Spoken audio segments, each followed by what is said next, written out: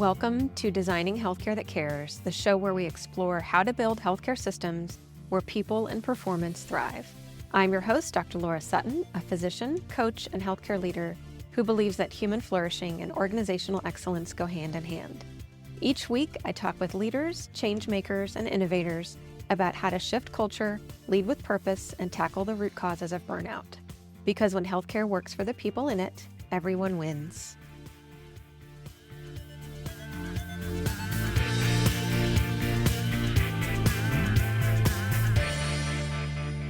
Welcome to the Designing Healthcare That Cares podcast. I'm super excited to have my guest today. I'll introduce her. So, Dr. Michele Cho Dorado is a physician, author, entrepreneur, and advocate for empowering children through financial literacy.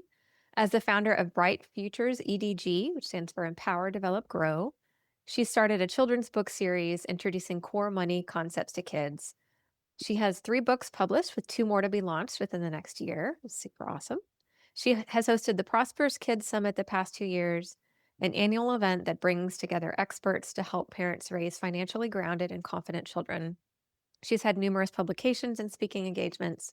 However, her most important role is that of mom to her 2 young kids and wife to her husband. Whether she's writing, investing, speaking, or parenting, Michelle's mission remains the same: to empower young minds and build wealthy futures. I love that. Thanks for being here.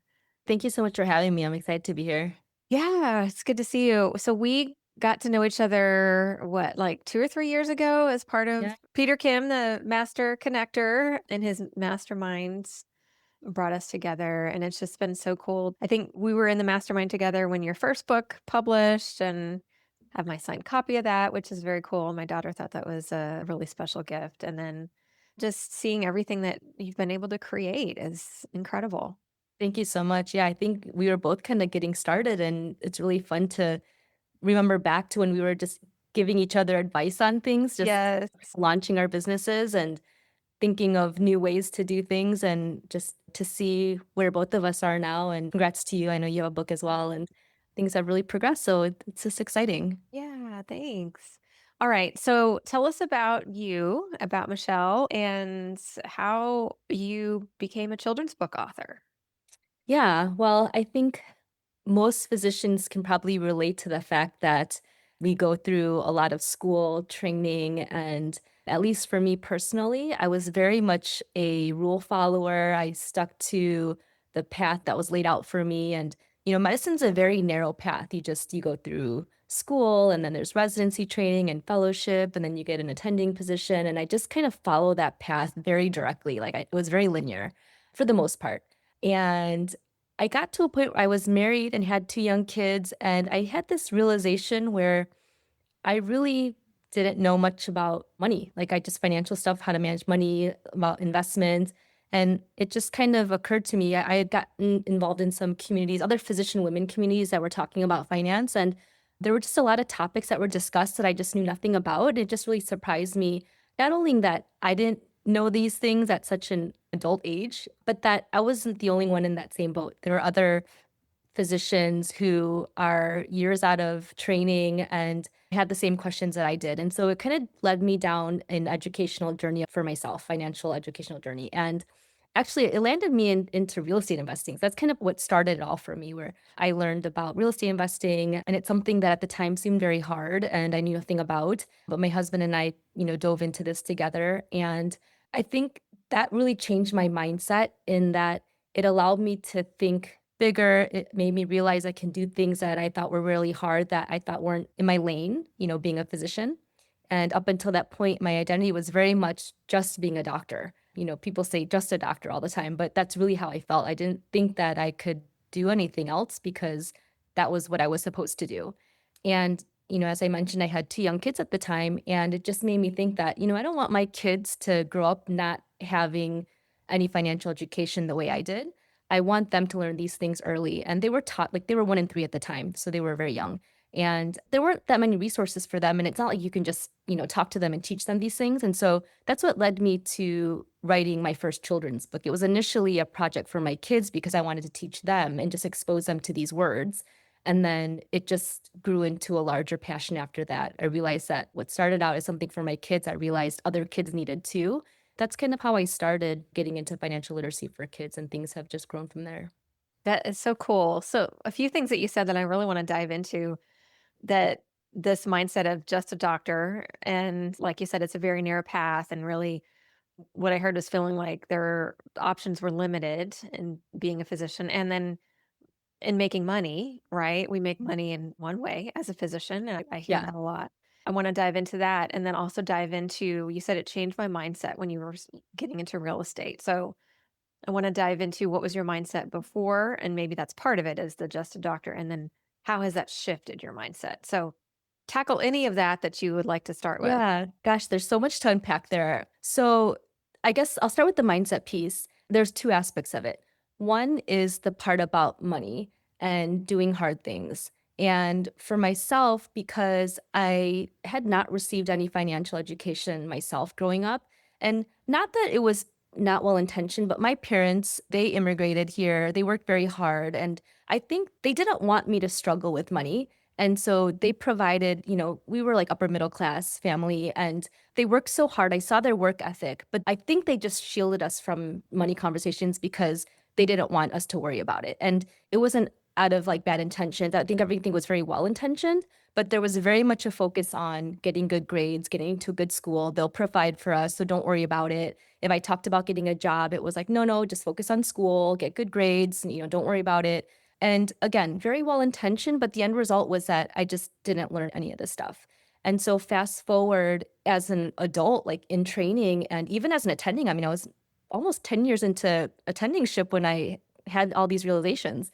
I realized in hindsight that it was a story I told myself that I'm not good with money, that it's hard. I don't understand what it means to invest. I mean, I hadn't even like heard the word investment, maybe like in passing, but I didn't really truly understand. It was all very like vague, like I didn't know anything about stocks, bonds, and Roth IRAs and retirement accounts and all these things. And so because it seemed foreign to me, it just was out of sight, out of mind for me. I didn't bother to learn it because I thought it sounded difficult to understand. That was one thing. So that would say that that was understanding that that was a limiting belief of mine, was that money was difficult, money was hard to understand. And so why bother? And basically, I lived in ignorance. So that's one piece of it. Just the doctor piece of it. So I think, as I mentioned, when I got into real estate, for the first time, was able to say I was a real estate investor. And that was a identity piece that it sounded like undeserving. I don't know if that makes sense, Yeah. but Yeah. I'm not a real estate investor. Like if we just got our first property, well, like I don't have an empire of properties like some other people do. And Mhm. so it was that mindset shift to say, I can be a doctor and be other things. Mhm. And even when I wrote my first children's book, I really went into it not knowing anything. And it took a long time from concept to writing the manuscript to having a book in hand. That whole process was about 2 years. And I was just learning as I went. And for a very long time, I think until right before I had my actual book, I never told anyone that I had even written a book because it seemed unreal. And I didn't consider myself an author. I think someone had told me, Michelle, you wrote a book, you're an author. And actually, right after I got my book published, I went to an author conference. And before I even considered myself an author, just because it was me stepping out of my comfort zone where I Yeah. felt like I needed to learn. And that was one of the most rewarding experiences, I would say, like most uncomfortable yet rewarding experiences that I have experienced in this whole journey. I think real estate helped me to understand that I can expand my identity. And then once I wrote the book, I expanded my identity again. And since then, I've been able to continue expanding my identity. I love that. That's so cool. And having known you over the past couple years and watching this journey, it's beautiful. And you're taking that empowerment, which is in your mission and one of your pillars, and using that to help children and parents, I imagine. I mean, kind of like pediatricians are taking care of the kids and taking care of the parents, that I imagine there's a lot of that in what you do as well in your teaching and your speaking, and the books and the concepts are a lot of times geared for the kids, but for the parents, because they're the ones that are having the conversations with the kids and talking about Yeah. it, and really where a lot of that kind of the culture around what do we think about money, where that comes from. So you're able to take the shift that you had and channel that into your writing. Yeah, and I'll Super share cool. one more piece of that is that I left practice about 5 years ago. I'm a pediatric gastroenterologist by training. I work now as a medical director doing utilization management, and when I made that transition, in that transition is when I was going through all these things, but when I left practice, I went through a separate identity crisis of leaving medicine and not being a clinician. Hmm. And at the time, I didn't even know what I was experiencing. It's like you dedicate so much of your life and energy into doing one thing, and that's to be in practice. And so when I made the decision to leave, it was a decision for our family. And now, obviously, it's the best thing. And I feel very blessed and grateful. But Hmm. at the time, going through that transition, it was another shift in my identity that I wasn't expecting to feel. Kind of had to grieve my life as a clinician. And now I remember someone telling me, they don't take away your MD, like you're still a doctor, Yeah. And I'm like, yes, good point. But it was a shift. And so now being able to shift my energy and passion to doing financial literacy for kids, I've always had a heart towards pediatric patients. And it's just so rewarding because I feel like I'm able to still take care of that population in a different way and provide very real world life skills in a different way than when I was in practice in like pediatric GI health. Yeah, that's super cool. And I know I felt that identity shift for myself going from practicing physician and my corporate role and then business owner. And then I went back into part-time practice. And so I don't know if that was really to feed that part of my ego, but I do Yes. enjoy it. I do enjoy it. And I do it on my own terms, which is great. It's a little bit weird when people say, "What do you do?" Well, I'm a doctor. Oh, where's your practice? Well, Yeah. it's a tough thing to see. I know a lot of our friends and colleagues have experienced that. And so tell us, you have your first two books and then you have a couple more in the works, in the wings. So tell us about the evolution. So Mimi is prominent in your first book. Does she stay around for your other books Yeah, or so she's the main character in all of my books. yeah. I just launched my 3rd book in May, and Oh, then I okay, have awesome. 4 yeah, 4 and 5 coming out within the next year. So I developed a little book series, and I hope to continue that, we'll see. There are a lot of other collaborations and other things that are going on that are exciting right now, so we'll see what pans out. But yeah, I mean, the idea was the first book was more me starting a business and kind of going through introducing all the different concepts of money, like saving and budgeting. And she starts a business and she invests money and, she hires her brother and learns to donate to charity. And, that causes some delayed gratification for her reaching her goal. My initial thought with that was just really like exposing young kids to these money concepts in words. Because I think even if kids aren't old enough to really comprehend or have discussions on about money or financial education, them just hearing them in like a fun way, in like if you're going to read a bedtime story anyway and you're sharing these fun stories, the more you hear the words, I think the more it sticks. And then also over time, they're more likely to understand them sooner. My kids, I'll just share a story, but my daughter, when she was 4, we have this money box and one of the compartments is invest. She was putting a coin into that invest column and, like she was 4 at the time. And I'm like, she probably doesn't really know what invest means. And I don't expect them to, but my husband and I just talk very transparently at home. And so I asked her, what does it mean to invest? And she looked at me and she said, grow. I was just so surprised that I don't think she really understood like what an investment was, but the fact that she was able to tie the word to grow to invest, I think she just hears us talking about it. And so I'm confident that she will understand it sooner than someone like me who learned at the age of 40, Mhm. I wanted to create a character, one that my children can see in themselves, and then two, to see that this little girl can do these things that most people think, or maybe a child thinks that only an adult can do, like start a business and have this small idea that grows into something and just really feel empowered and then say, like, if she can do it, then I can do it too. And then learn along the way. And so each story after that kind of focuses on one concept. So the second book is about earning money, the third book is about saving, and then I have one on giving and investing coming out. So Yeah, that's cool. Yeah, thanks for clarifying. You've got the 3 out. So cool. And you started to speak to this, and as much as you would like to share, how has this informed your conversations with your kids, and how involved have they been in the whole process?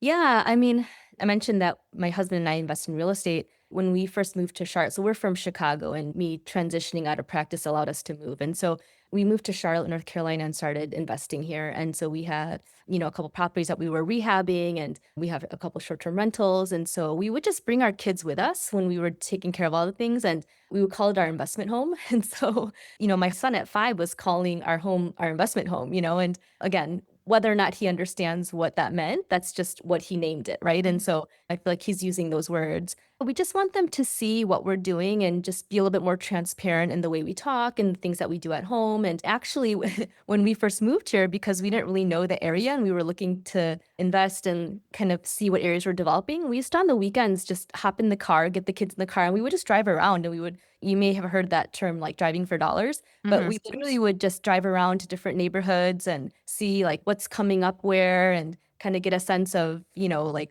where homes are developing or where neighborhoods are developing. And we would just bring our kids with us and they would just hear us talk. And so, I think that's one of the most important things that I think I lacked growing up was just transparency about money at home.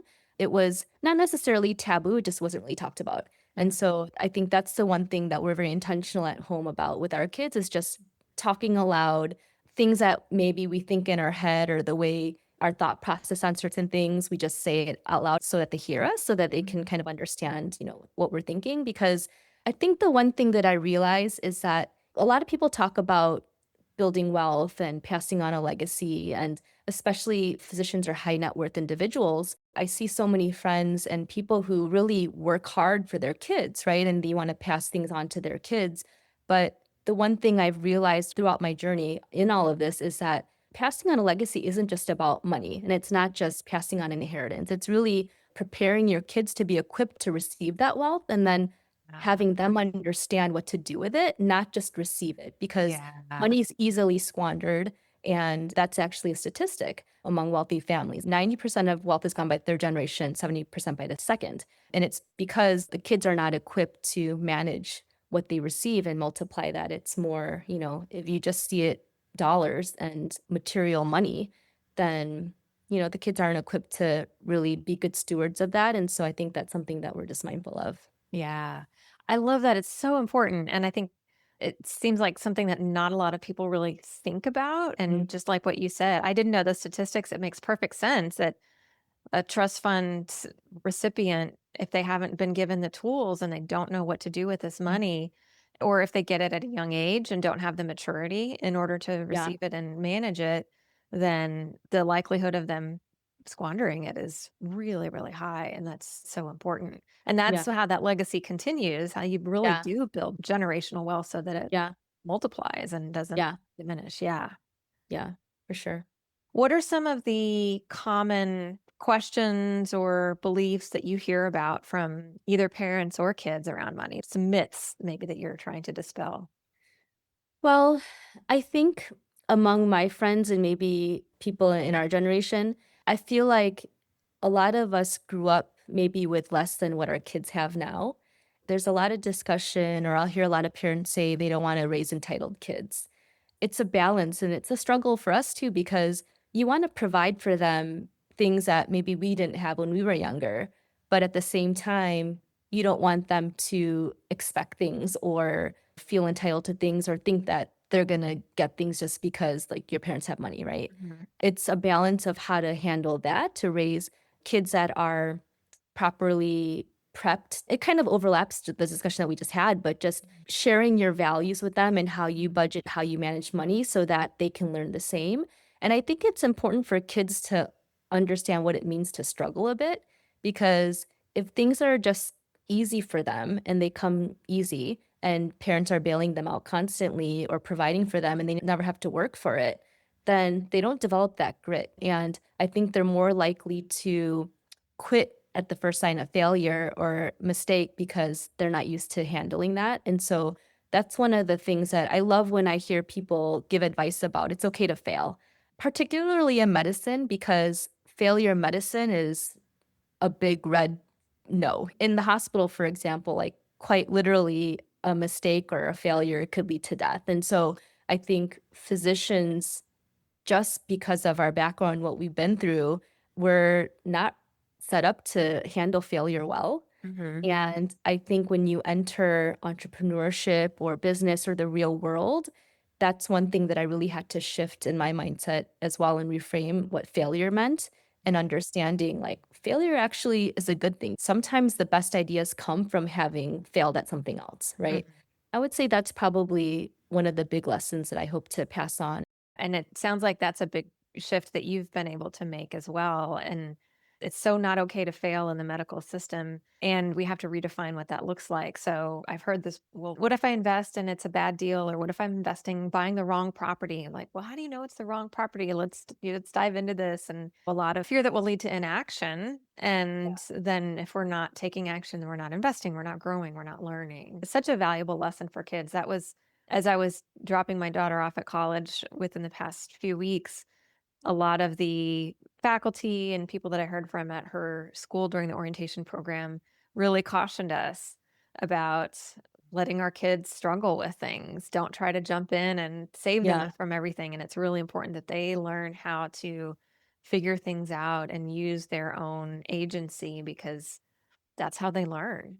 Yeah. I was talking to a college counselor and, he was talking about how parents tend to get so involved in the preparation for college and just the whole journey of picking where to go that they forget to allow the kids to be in the driver's seat. Really getting into college or the college that you want is not the end goal. It's really preparing your kid to once they get there, be good on their own and Mhm. teaching kids to be independent. And I think it's sometimes really hard as parents to see your kids struggle or see them fall down. But I think Mhm. the best thing you can do is just let them figure it out on their own. And my kids are still little. I still worry that I'm going to be wanting to jump right in, but I'll have to fight that urge. Yeah, it's tough. I was fighting it even in setting up my daughter's dorm room. I was like fighting that urge to, oh, you should put that there or do this here. I'm like, this is her space. Yeah. I need to step back and let her. And I even said that a few times is, hey, I noticed myself taking over and I'm really trying not to. You can make me back off if I need to or give you whatever space you need. So Yeah. I think it's a never ending question in our minds is when do we step in and when do we let them struggle as Yeah. parents?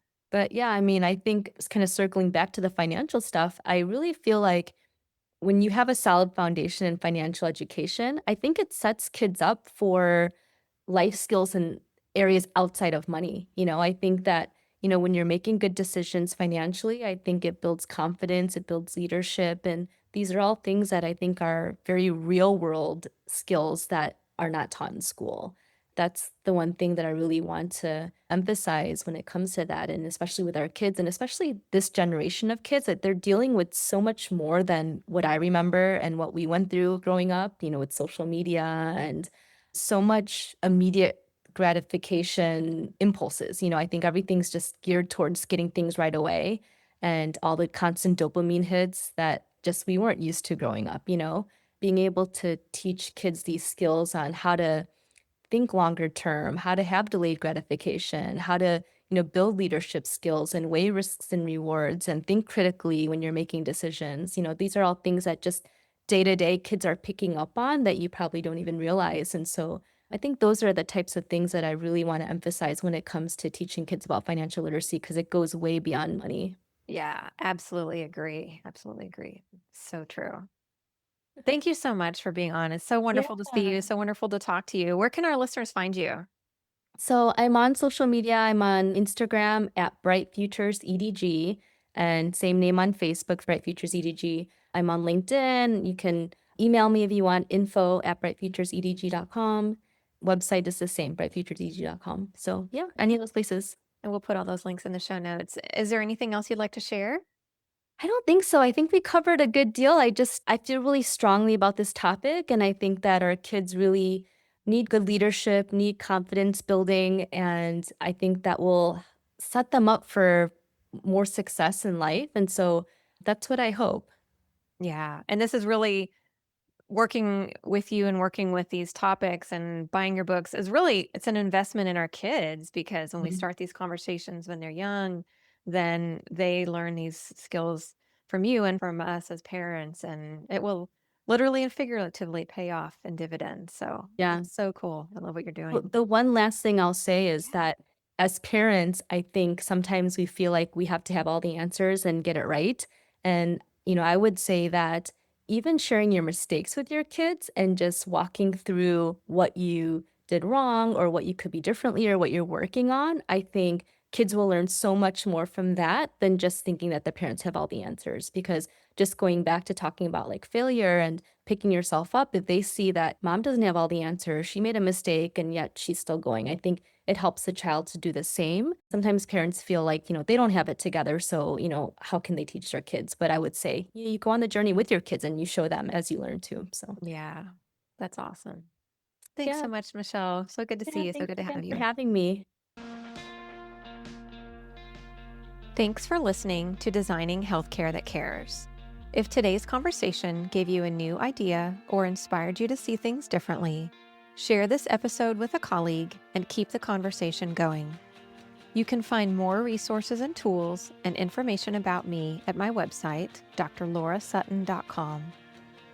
For a step-by-step guide to reclaiming your time, energy, and joy as a physician, grab a copy of my book, The Purposeful MD: Creating the Life You Love Without Guilt. It's available in print, ebook, and audio on all major platforms. I invite you to follow me on social media, where I post regularly with both actionable strategies and candid insights on how we can design a healthcare system that truly cares. This podcast is for educational and informational purposes only. It is not medical advice, and it should not replace care from a qualified healthcare provider. Always seek the guidance of your physician or other qualified healthcare professional for any medical questions or decisions.